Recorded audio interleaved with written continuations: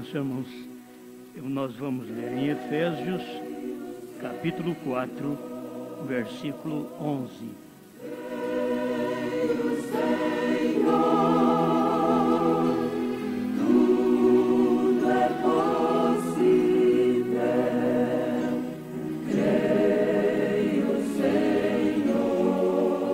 E Ele mesmo deu uns para apóstolos, e outros para profetas, e outros para evangelistas, e outros para pastores e doutores, querendo o aperfeiçoamento dos santos, para a obra do ministério, para a edificação do corpo de Cristo, até que todos cheguemos à unidade da fé e ao conhecimento do Filho de Deus, a varão perfeito, à medida da estatura completa de Cristo.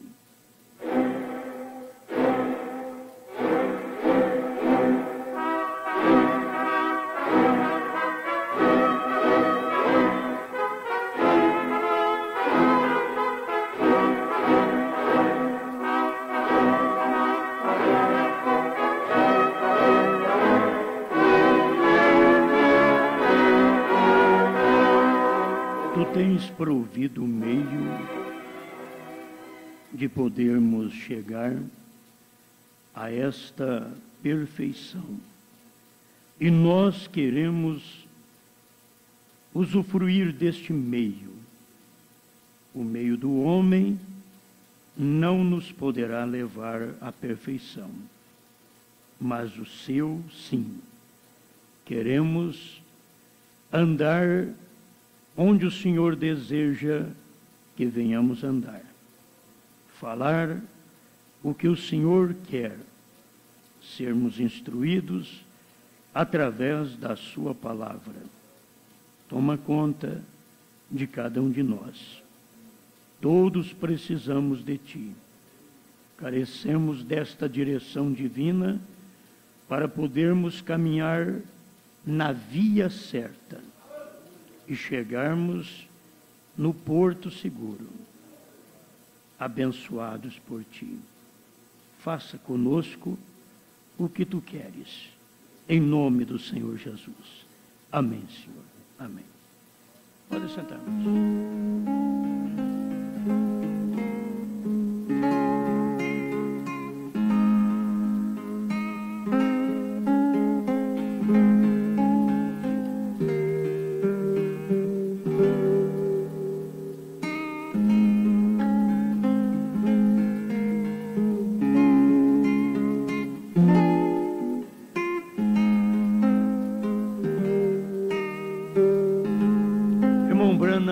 ele sempre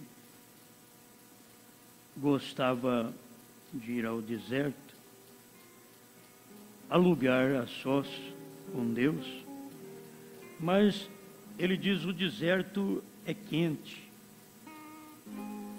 Envergonhados dele, parágrafo 74.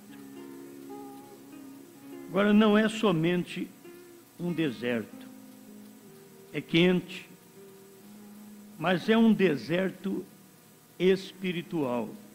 Oh, puxa! Não há nenhuma vida espiritual de modo algum. As igrejas estão contra. Bem, você nunca verá tal coisa em sua vida. Não temos nem mesmo uma igreja lá para ir, ou nada. As pessoas quase perecem espiritualmente. Eu observei isto nas pessoas que vão ali. Vejo as diferenças nelas. As observo. Você permaneça debaixo do Espírito de Deus e sua vida se torna dócil, suave, como a água traz esta grama e os botões macios. Você sabe que a falta de água, nós acabamos comendo alface dura, couve dura, a folha se torna ressecada e faltou água. Aquele que a cultivou não lhe deu água suficiente. Então, você tem uma alimentação destas folhas de uma maneira dura. Você já deve ter comprado alguma alface desse jeito.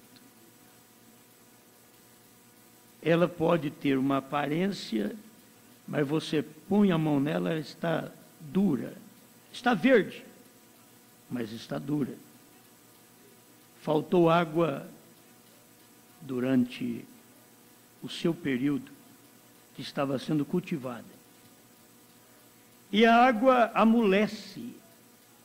Quanto mais água, amolece mais as folhas. Se você que planta não aguar o suficiente, nós que comemos o que você planta, principalmente folhas, nós não vamos alimentar de algo bom, mas de folhas duras. E é alimento e está verde. Então, irmão Bruno aplica tudo isso no espiritual. E quando um crente permanece diante de Deus, na presença de Deus, irmão Brana diz que a vida desse crente se torna dócil, suave, macia. É uma vida que Deus pode aproveitar. É tão duro no período de seca, você sabe que nós estamos vivendo aquele período de seca que Abraão viveu, da promessa até o Isaque aparecer. E nós também, da promessa até Cristo aparecer. E nós tivemos a promessa, além dos pentecostais, porque tivemos um profeta. Então tivemos uma promessa maior. Podemos ver mais. Quanto mais a gente sobe em Deus, mais você vê. Mais você vê a Deus e mais você vê as coisas pecaminosas. Quanto menos você sobe em Deus, menos enxerga, menos vê o que é pecado. Não dá para perceber. Muitos de nós estamos numa altura muito aquém de ver o que é pecado. Por isso vivemos no pecado e achamos que tudo vai bem, porque não temos subido o suficiente em Deus. Quanto mais se sobe em Deus, mais você sente sua miséria. Quanto mais você sobe em Deus, mais você sente aquilo que você faz. Mais você vê o pecado no mundo. Ao invés de ver a beleza de Sodoma, verá sua destruição. Verá seu pecado. E assim estava Abraão, que não dava conta nem de ficar visitando muito Sodoma. Mas ele via o que ia acontecer com Sodoma. Sodoma não via. O crente fiel, justo, dentro de Sodoma, o irmão Ló, ele não via nada disso, porque ele não estava tão alto em Deus. Abraão estava. Quando você está alto em Deus, você se separa, porque Deus é separado do pecado, não do pecador, mas do pecado.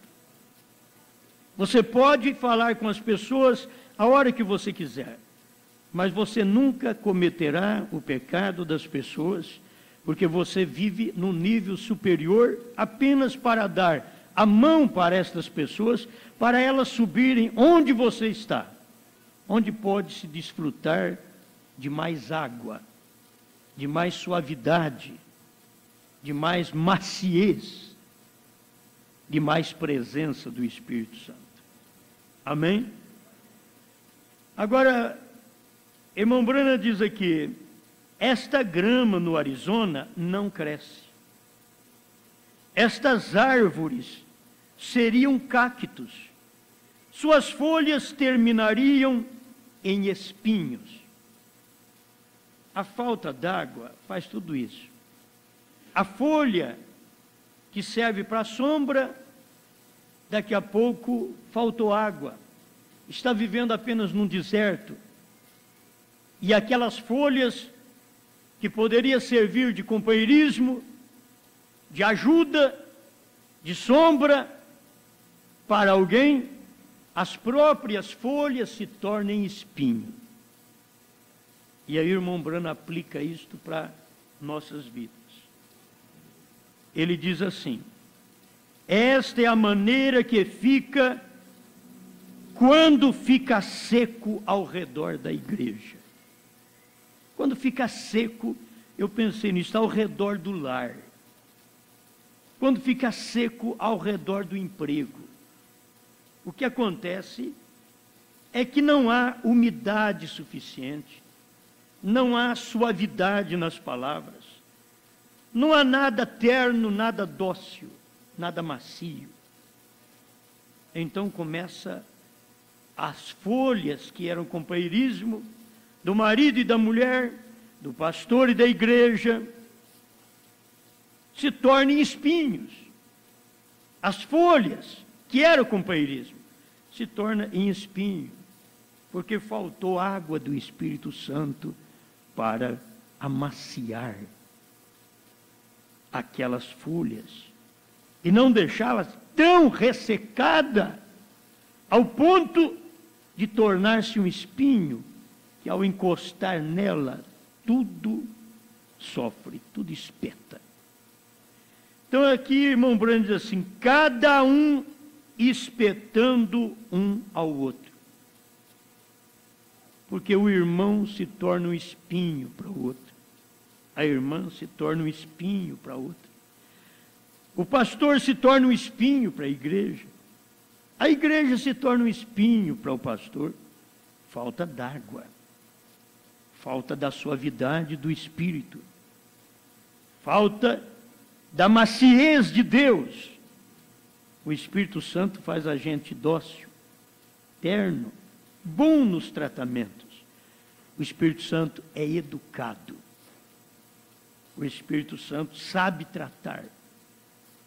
E quando nós temos o Espírito Santo, então nós sabemos também, porque Ele está em nós, e Ele não deixará que falemos nossas próprias palavras, mas Ele falará através de nós. Mas é difícil quando um está espetando o outro. Isso acontece no lar. Um espeta o outro. Talvez os filhos espetam os pais. Os pais espetam os filhos. Mas como? Nunca dá certo. Quando encontra um com o outro, você só vê espinho. É um entrando no outro. Sem suavidade, sem companheirismo, sem sombra. Sombra fresca. Que refresca na vida cristã é exatamente o Espírito Santo. Sem o Espírito Santo, a vida cristã é seca. A vida cristã é espinho. Sem o Espírito Santo. Então nós precisamos buscar a Deus. Muitas vezes o marido torna-se o espinho da mulher, da esposa. Cada vez que ela encosta nele, ele é um espinho. Ao invés de ser uma suavidade para abraçá-la, para acariciá-la, para ajudá-la, ele é um espinho. Porque ele não tem suavidade do Espírito. Então é um espinho. Ela encosta, é um espinho. Tem hora que a esposa é o espinho do marido. Cada vez que ele chega-se a ela, ele leva uma espetada. Ela é um espinho para ele.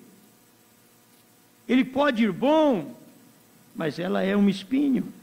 Ela está vivendo numa fase ressequida. Ela está vivendo numa fase sem vida espiritual. A igreja vivendo nesta fase, como Laodiceia, nem Deus ficou dentro dela. Ele ficou do lado de fora, batendo na porta para alguém que quiser óleo para poder amaciar sua vida. Vocês vêm aqui, compra colírio para ungir os teus olhos, para que vejas que Pai, Filho e Espírito Santo não são três, e sim o Senhor Jesus Cristo. colírio de mim. Ele diz: venha a mim, compres colírio para ungir os teus olhos, a fim de que vejas. Mas a igreja não quer colírio. Laodiceia diz: eu enxergo. Laodiceia diz: eu sou rica. Ela acha que tem tudo, e Deus está lhe oferecendo colírio e dizendo: não, você está cega, eu tenho colírio para você me enxergar. Você não está me vendo direito, você está com miopia espiritual. Você precisa de me ver como eu sou. Eu sou o profeta do dia, eu sou a mensagem da hora. É isso que Deus diz. Eu sou esse povo que ama a minha palavra. Eu estou neles e eles estão em mim.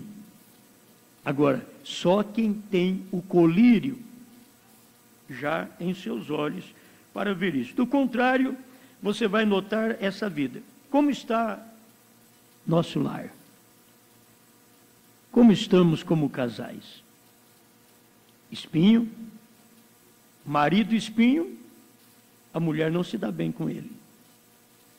Mulher espinho, o marido não se dá bem com ela. Pastor espinho, a igreja não se dá bem com ele. Ah, então o pastor passa a não pregar o caminho do espinho, para que a igreja possa estar bem com ele. Mas ele tem que pregar para a igreja que o caminho é estreito, espinhoso. Porque você tem que saber que de um lado você não pode ser espinho, mas você está num mundo que é espinho. E você tem que sentir o mundo como espinho, senão você se apraz no mundo. Se o mundo não for espinho, você sentirá bem com ele. Para aqueles que o mundo não é espinho, eles estão bem em seus jogos, em suas festas, em seus clubes evangélicos. Eles estão bem, porque o mundo não é espinho para eles. Eles estão bem em Sodoma, eles estão bem, elas estão bem com os figurinos. Os figurinos que elas pegam para fazer uma roupa, dá tudo certo, porque elas têm o mesmo espírito do mundo, então não tem espinho para elas. Para o mundo ser espinho, você tem que ter um espírito diferente do mundo. Aí o mundo é espinho, ele te espeta. Aqueles figurinos que mostram suas roupas indecentes, vulgar, decotadas, insinuantes, provocantes, sensuais. Então aqueles figurinos tornam-se espinho quando você é cristã.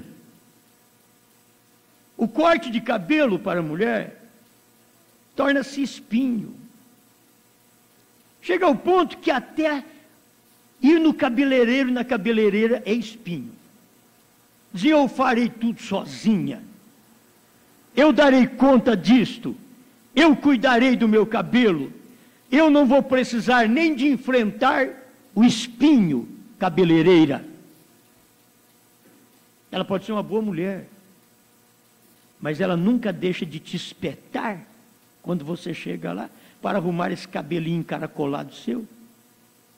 Quer dizer, você tem que cortar um pouco dessas ondas. Para arrumar esse cabelinho espichado seu, quer dizer, você terá que acertar essas pontas. E o cabeleireiro nunca deixa de ser espinho. Eles são espinho para o cristão. Até cabeleireiros evangélicos são espinho, porque são do mundo, têm gosto mundano. E uma cristã tem gosto de Deus. Então não combina. Daqui a pouco diz: eu não quero nem cabeleireira mais. Esse negócio, manicure é muito bom, pedicure é muito bom, porque você terá uma unha bem feita. Mas você vai chegar ao ponto que manicure e pedicure é você. Certo? Você mesmo é manicure e o pedicure. Porque chega um ponto que até o homem se ilude tanto e vai a manicure. Até o homem. Ele já teve tanta preguiça de ajeitar a si próprio, que ele procura alguém para ajeitá-lo. Faça minha unha. Vai numa manicure, no manicure.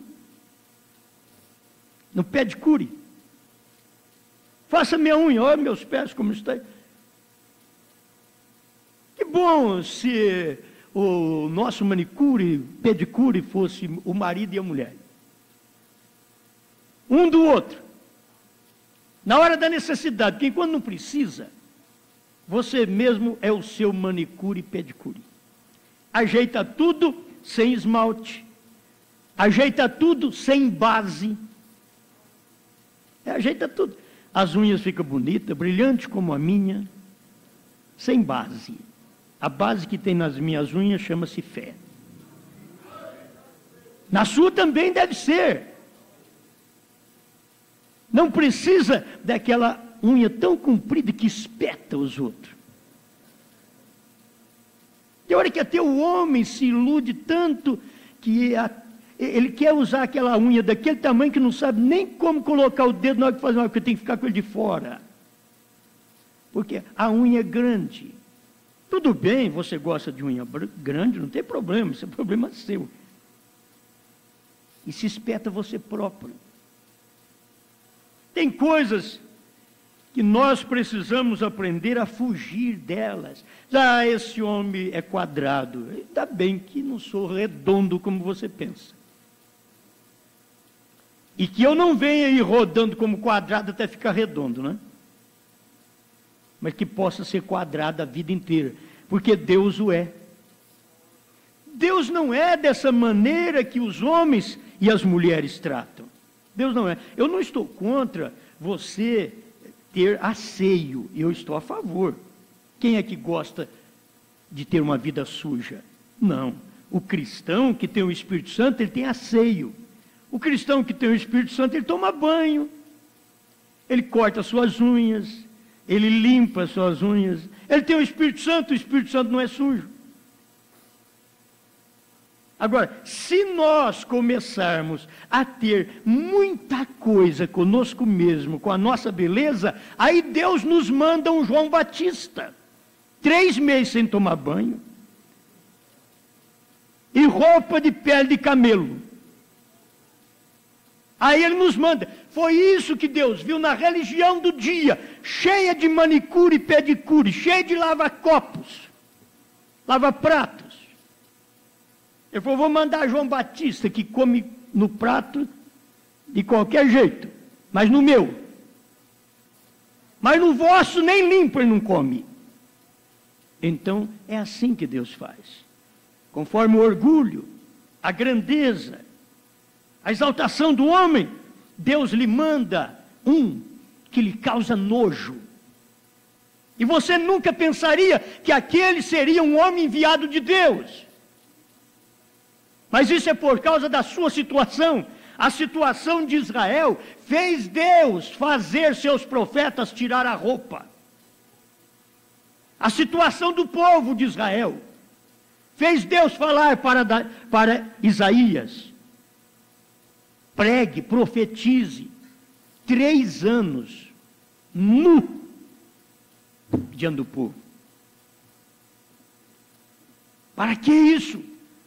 Isaías não perguntou para Deus, ele sabia, você tem uma pregação, a vida desse povo está vergonhosa, como você, nu diante deles.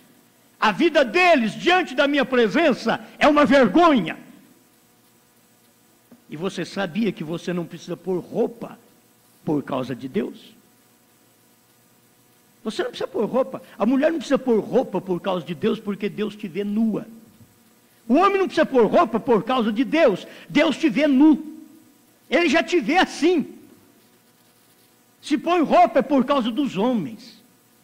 É por causa das pessoas. Se põe roupa é por causa da cobiça, do adultério. Se põe roupa, não por causa de Deus. Quando Deus nos olha assim, Ele não vê eu de terno. Ele me vê nu. Ele não precisa de me ver de roupa, mas os homens precisam de me ver de roupa. As mulheres precisam ter roupa para que os demais possam vê-las vestida. Agora, diante de Deus, estamos nus de toda forma. Ele olha e nos vê nu. Mas quando nós estamos nu, no natural, diante dos homens, então Deus quer uma mensagem para nós. Despregue para eles que eles são uma vergonha diante da minha presença. Que eles são uma abominação para mim.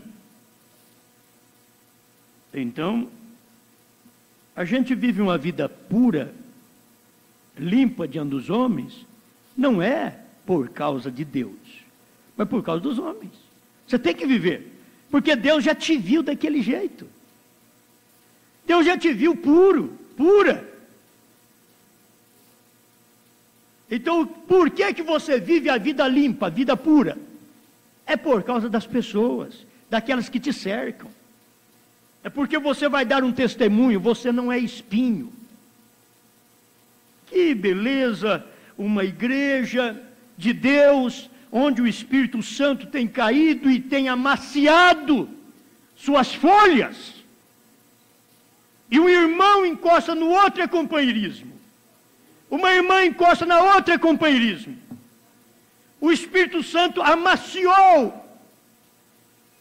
tirou de nós os espinhos e transformou os espinhos em folhas. Como pode a secura, a falta d'água, transformar folhas em espinhos?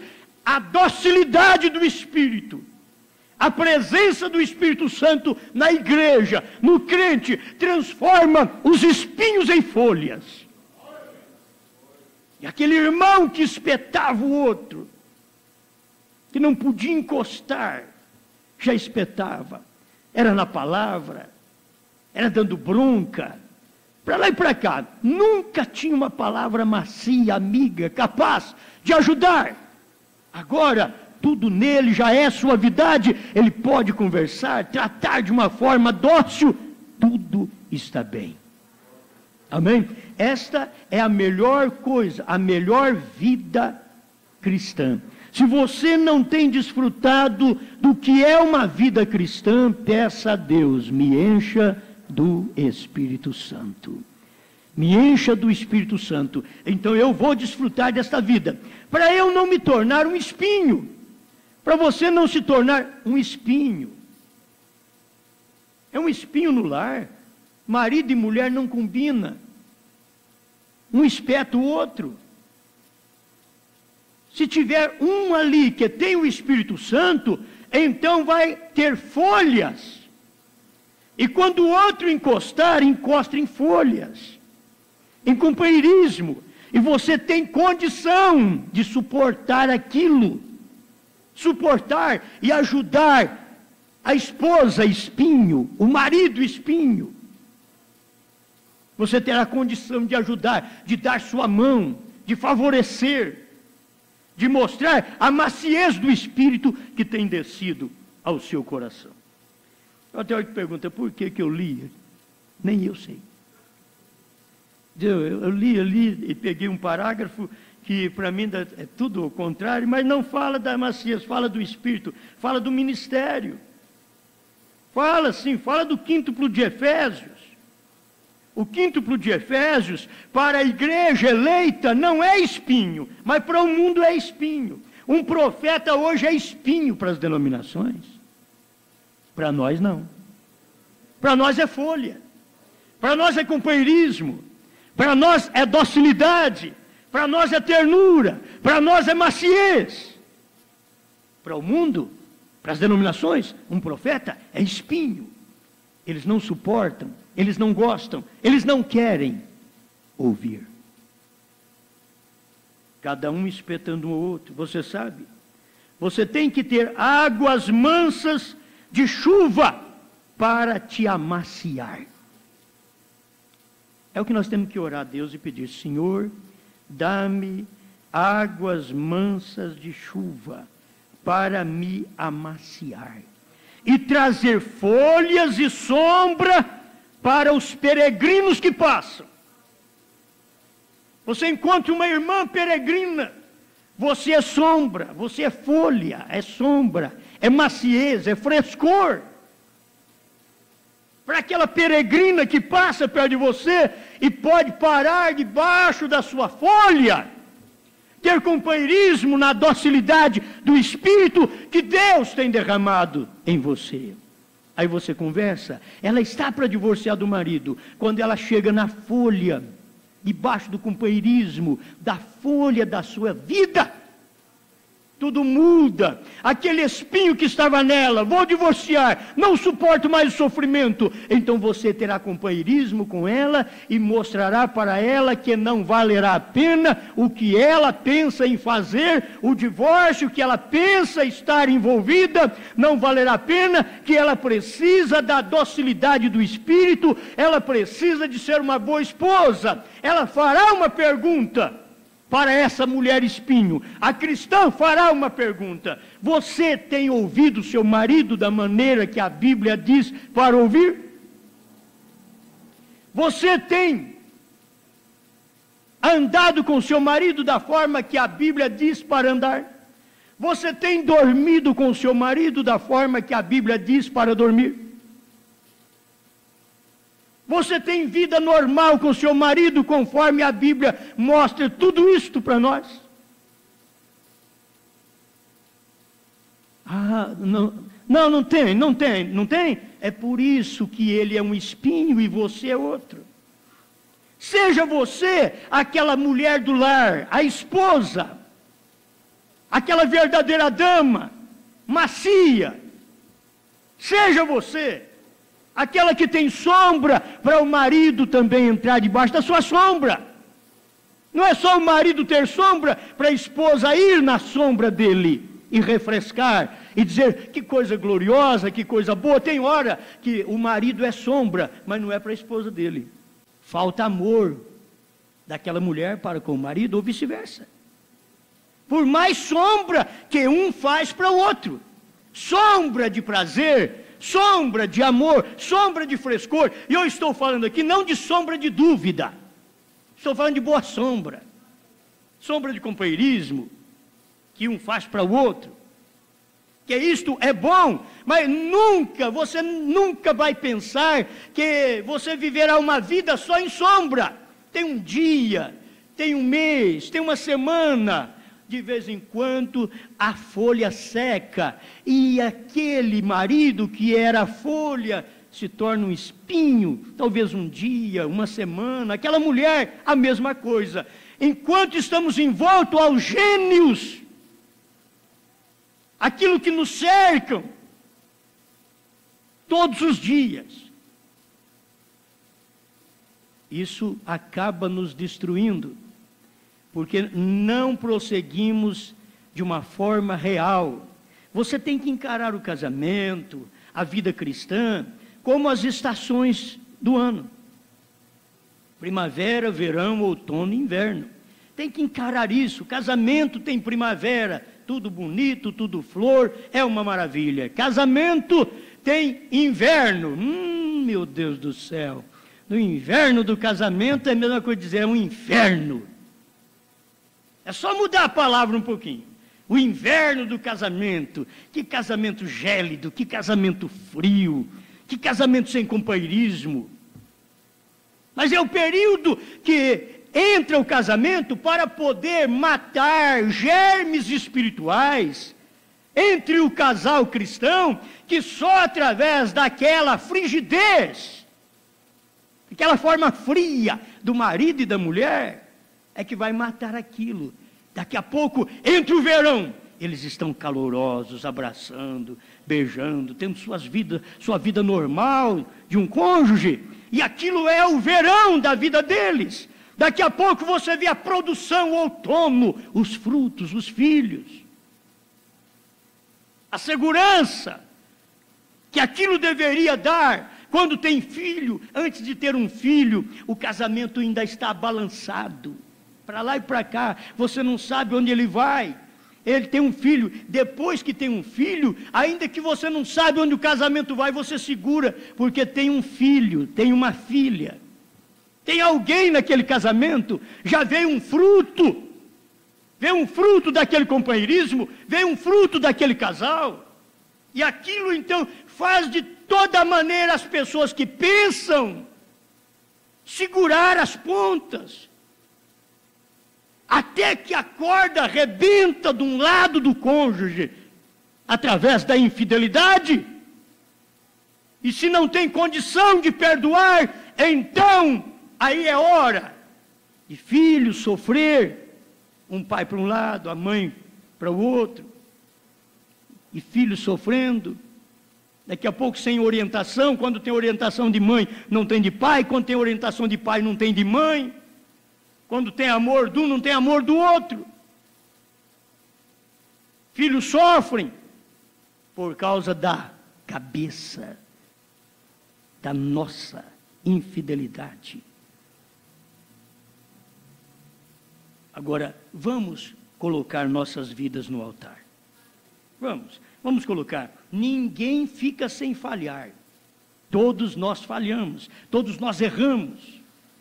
E essas coisas é para acontecer com qualquer um, é com pastor, é com diácono, é com membro, com qualquer um. Estas coisas podem acontecer com qualquer um. O que temos que fazer é saber manter a nossa vida no altar como verdadeiras folhas macias. Crentes macios, crentes dóceis, crentes prazerosos, crentes que a própria família sente segurança neles. Porque é tão difícil quando você não tem segurança. Eu pensei um dia em pregar sobre isso. Insegurança.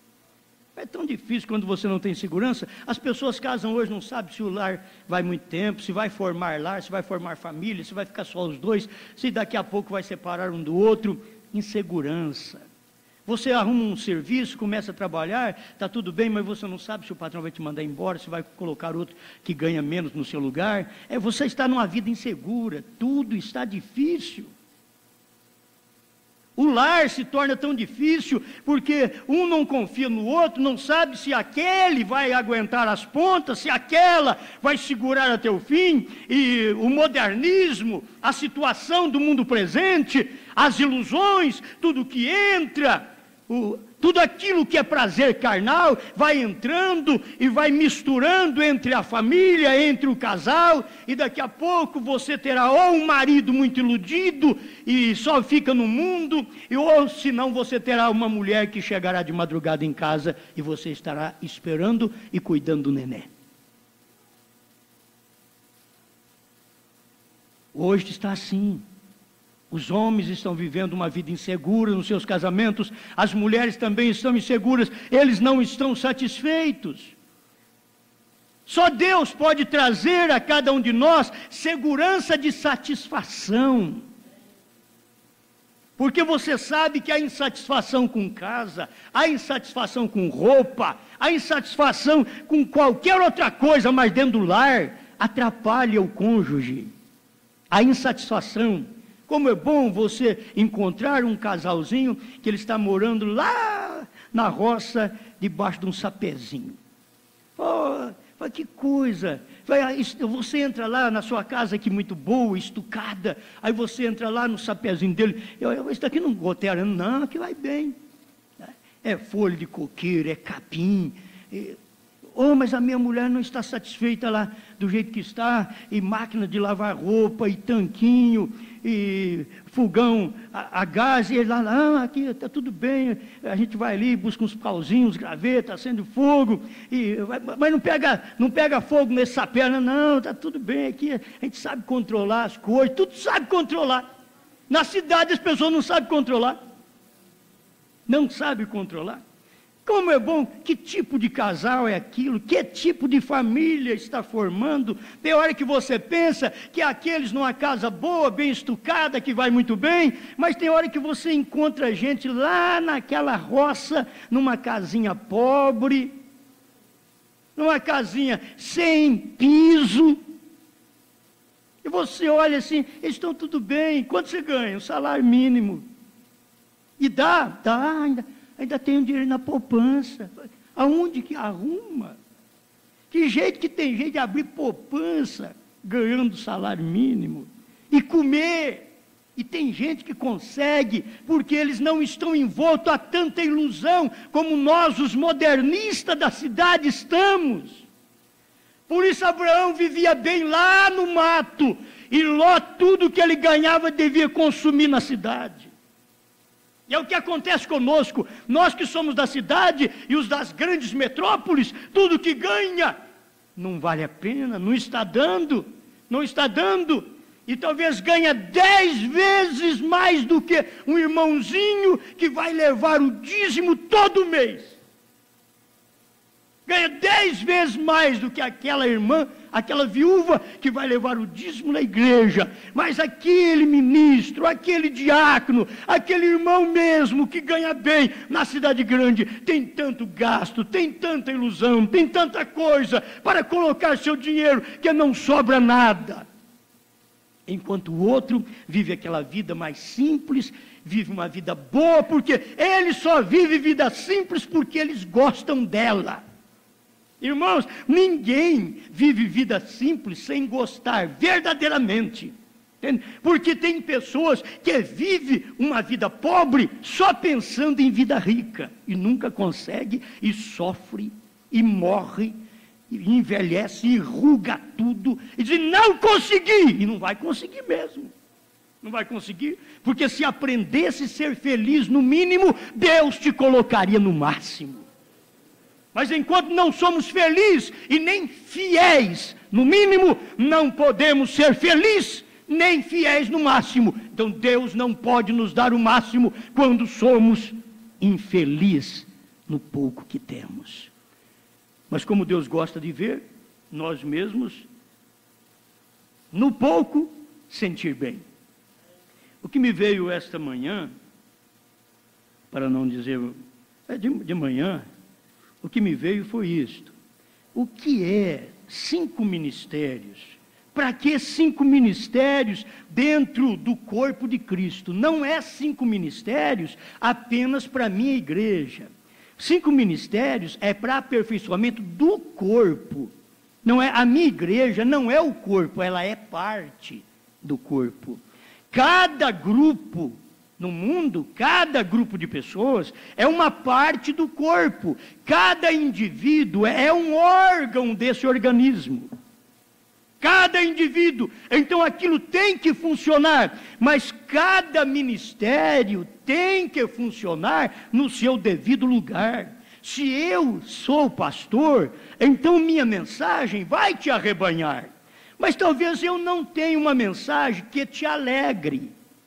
Eu não tenho uma mensagem como um evangelista tem, que traz uma alegria para você, que mostra alguma coisa diferente, que apenas você alegra com aquilo. Como quando você ouviu pela primeira vez o evangelho, alguém te evangelizou, e aquilo trouxe uma alegria tremenda a você. Tem hora que o crente mesmo velho está precisando de alguma alegria. Está precisando. Não é porque ele é velho, é que ele não precisa de alegria. E a alegria dele está em ter talvez a sua esposa ao lado, aquela senhora mais de idade, ter o seu esposo ao lado. A alegria é aquilo, é ter filhos, é poder ajudar os filhos. É tão triste quando você vê os filhos numa pior e você não pode dar a mão para eles, você não pode fazer nada. Como é bom você poder fazer, e Deus pode fazer. Quando Deus vê você numa pior, e você diz, salva-me, Senhor, Ele está pronto a te ajudar, seja financeira, física ou espiritualmente. Ele está pronto a te ajudar, mas Ele quer o seu reconhecimento primeiro de que Ele é Deus, que Ele é seu Pai, que Ele é seu Senhor, que Ele te governa. Quando a igreja reconhece os ministérios, eu não tenho todos os ministérios, olha para você ver. Se eu tenho o ministério de pastor, eu não tenho de evangelista, ou eu não tenho de mestre, então o que eu farei? Ou eu tenho que fazer, eu tenho que pegar uma mensagem de um mestre, mesmo através de um vídeo, de uma fita, e trazer para você. Aí você ouve aquela mensagem, aquilo te edifica. Está edificando o quê? O corpo de Cristo. Não que eu tenha todos os ministérios, porque ainda que eu tivesse todos, eu não teria o ministério profético. Tem que se entender isso. Porque um profeta é um ministério para o corpo de Cristo. Quando Deus mandou um profeta para a igreja gentia, ele levantou a Paulo. Paulo era um judeu, mas Deus fez dele um profeta para os gentios, lá no princípio da era.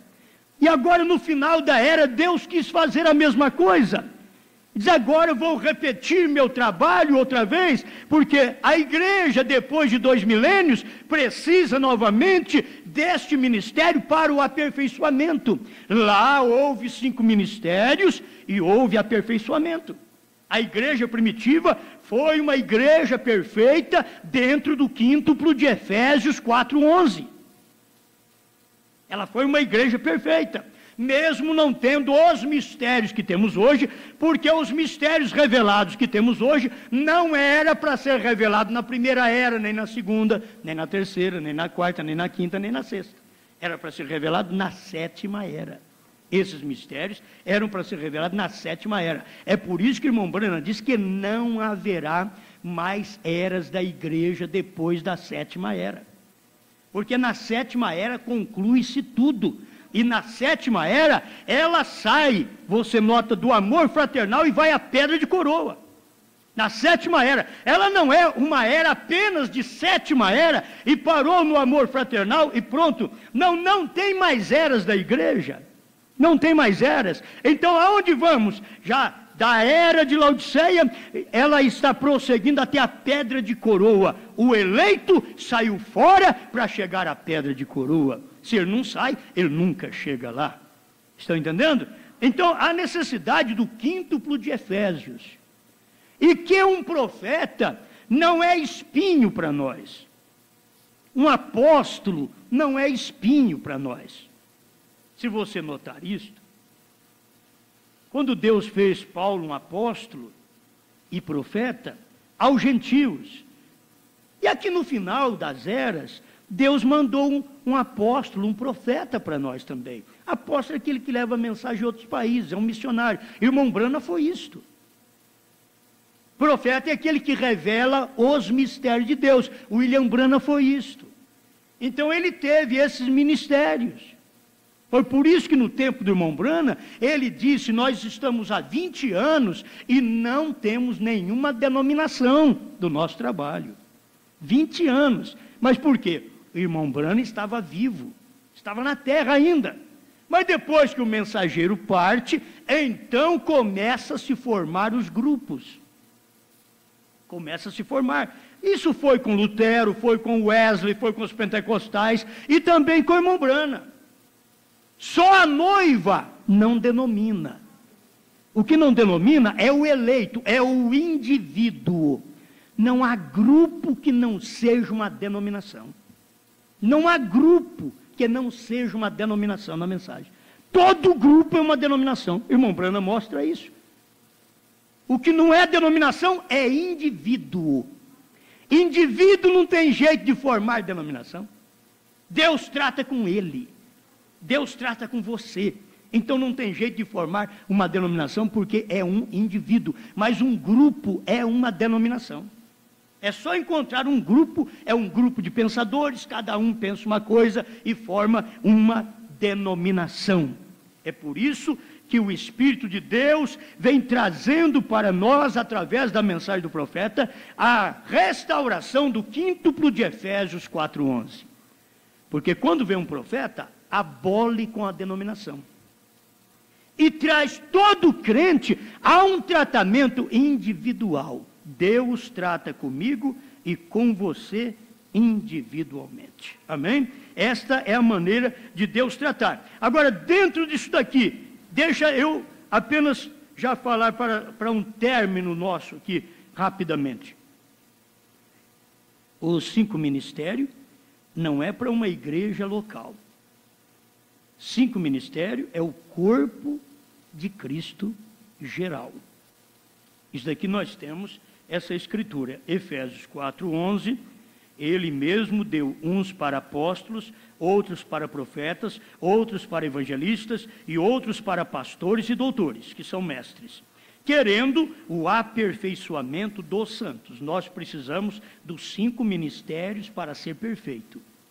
Não podemos ser perfeito sem 5 ministérios. É por isso que Laodiceia nunca vai chegar no rapto, porque ela pode chegar à santificação, mas não pode chegar à perfeição. A perfeição necessita-se do quíntuplo de Efésios, que é o ministério profético. E eles não têm, eles não creem em profeta vidente. Eles creem em dom de profecia que eles têm na igreja, mas eles não creem em profeta vidente, vindicado por Deus. Eles não creem.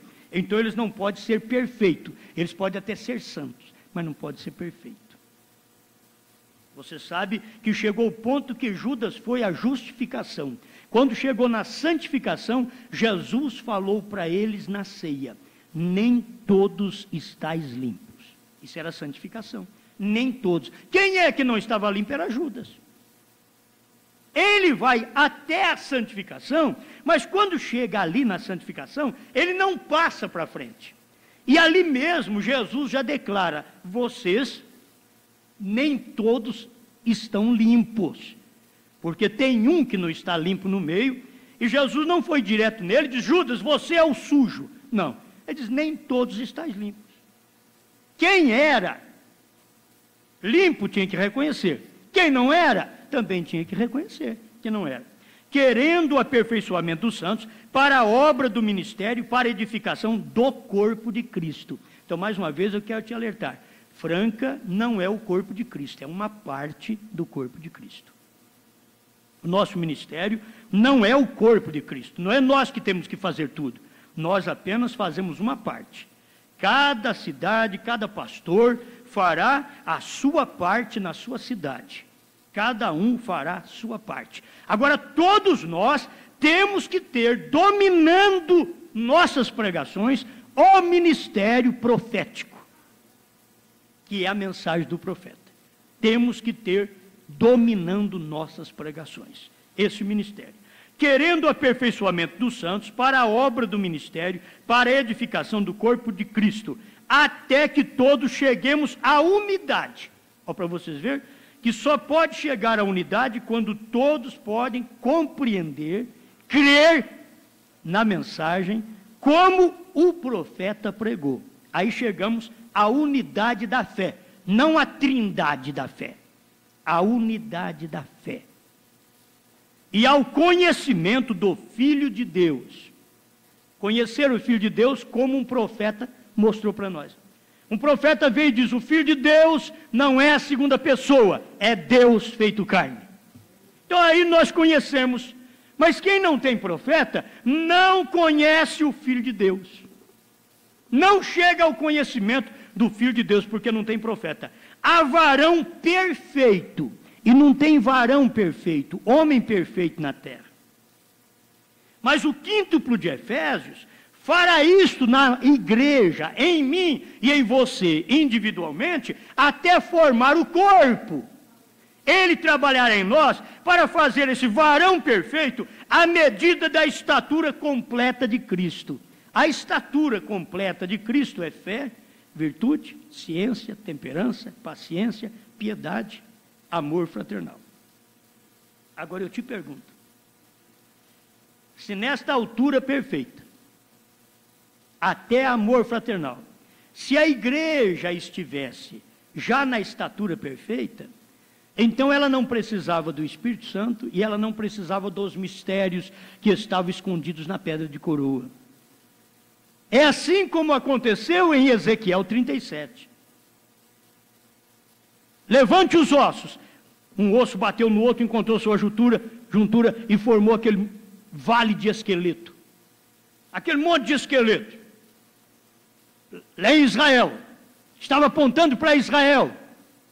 O profeta Ezequiel que teve esta visão do vale de osso seco.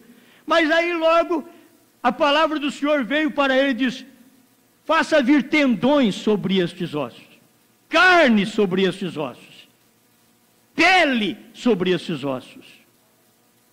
Aí ficou bonito, todo mundo ali de pé, mas ficou que nem um boneco. Não enxergava, Estava de pé, mas não enxergava. Estava de pé, mas não movia. Porque faltava o principal, o Espírito. A igreja começou como um vale de osso seco no tempo de Lutero. Veio tendões com Wesley, carne, pele com os pentecostais. Formou uma igreja bonita, sem vida, mas sem vida. Aí veio a palavra do Senhor ao profeta Ezequiel: chame dos quatro ventos o Espírito e entre nesses corpos. E quando ele chamou, o Espírito veio e entrou naqueles corpos e eles reviveram. Ele diz: assim eu farei com a nação de Israel. Assim Deus faz com a igreja também. Isso o irmão Branham mostrou. Mas ela não é feita assim apenas em Laodiceia. É quando ela recebe o Espírito Santo, depois que ela está com a estatura perfeita, então o Espírito Santo sela essa estatura. E ele próprio desce sobre ela como pedra de coroa, sobre cada indivíduo, para depois vir nos ares para coroar toda a igreja eleita. Primeiro o indivíduo é coroado. Senhores, é esse o tempo? 318. Primeiro o indivíduo é coroado. Depois, a igreja toda é coroada. Nós devemos sentir agora o prazer de ser folhas. Que aquilo que pregamos não seja um espinho para você, quando é folha macia, própria para se comer, própria para deleitar com seus irmãos, para repartir com os companheiros, com as companheiras, esta mensagem que é suavidade do Espírito, que é maciez do Espírito Santo para a nossa vida espiritual, nesta hora em que vivemos, quando todo mundo vai caminhar fora do Espírito da mensagem, fora do Espírito, apenas na altura da estatura, mas sem o Espírito da mensagem. Senhor, dê-me o Espírito que o Senhor deu para o Elias. O Espírito que desceu sobre o Elias era mesmo o Espírito Santo que desceu sobre Eliseu. É o Espírito que desce sobre nós. Foi o mesmo Espírito Santo que encarnou em Jesus. Foi o mesmo Espírito Santo que encarnou, que desceu em Paulo e na igreja primitiva. O mesmo Espírito Santo que encarnou no irmão Branham. Agora é o mesmo Espírito Santo que encarna em mim e em você. Senhor, te damos graças pelo privilégio de poder sentir a maciez do Espírito, o toque do Espírito, a vivacidade do Espírito, o companheirismo do Espírito, um órgão nesse organismo, tudo trabalhando um ao lado do outro, porque tudo é um só corpo, liderado por uma só mente que é Cristo, pela revelação da palavra que o Senhor tem dado pelos olhos de um profeta que está no corpo de Cristo também nesse tempo final. Laodiceia está cega porque não tem os olhos que é um profeta. Viver até os lábios, falar em línguas, mas não tem os olhos, por isso não pode enxergar a mensagem do dia. Mas graças te damos, Senhor, que tu aperfeiçoaste seu corpo nesse tempo final, através do quíntuplo de Efésios 4:11, mandando para nós os olhos, que é um profeta, que é os olhos, a visão de longo alcance. Obrigado por tudo, em nome do Senhor Jesus Cristo. Que cada pessoa que está doente seja curada, libertada pelo poder de Deus. O oprimido receba agora a sua libertação, a sua cura. Doente seja agora levantado para a glória de Deus. No nome do Senhor Jesus Cristo, você que não enxerga a palavra, abra seus olhos agora, com o colírio que Deus está pingando em seus olhos, através desta mensagem, para você ver este ministério final que Deus tem levantado para preparar-nos para o grande arrebatamento. Em nome do Senhor Jesus. Amém, Senhor. Amém.